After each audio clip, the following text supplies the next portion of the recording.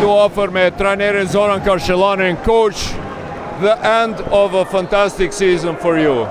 You fought until the end. What went wrong tonight? Better team won. Overall, Bashkimi is better team. They proved it. It was very good fight with them. Not only these 5 games, but all 9 games. Winning by 5-4 for us was extremely big challenge. Big congratulations to them.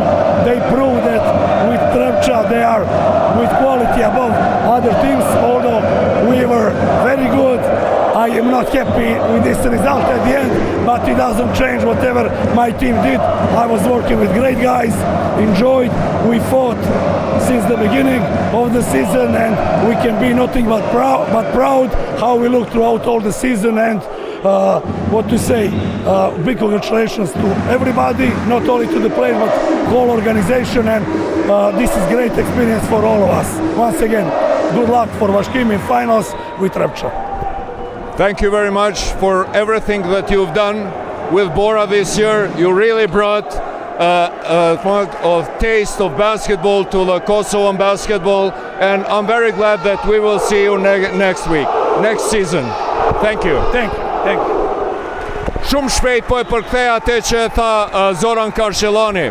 Pra e pyeta se çka nuk shkoi sonte, kanë luftu, e urova për një sezon fantastik, e urova për gjithë atë që i kanë sjell basketbollit kosovar në këtë edicion, po çka nuk shkoi sonte, Zoran Karshellani tha, sonte ka fitu skuadra më e fuqishme dhe më e mirë, Bora e bashkimi i cili sonte tregoi fuqinë dhe forcën e vet.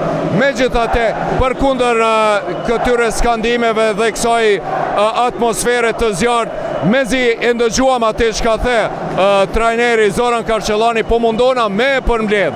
Ajo që tha ishte se i uron lojtarët e vet, i uron kryesin për gjithë atë që kanë bërë dhe si kanë luftu deri në fund dhe kanë arritur deri këtu.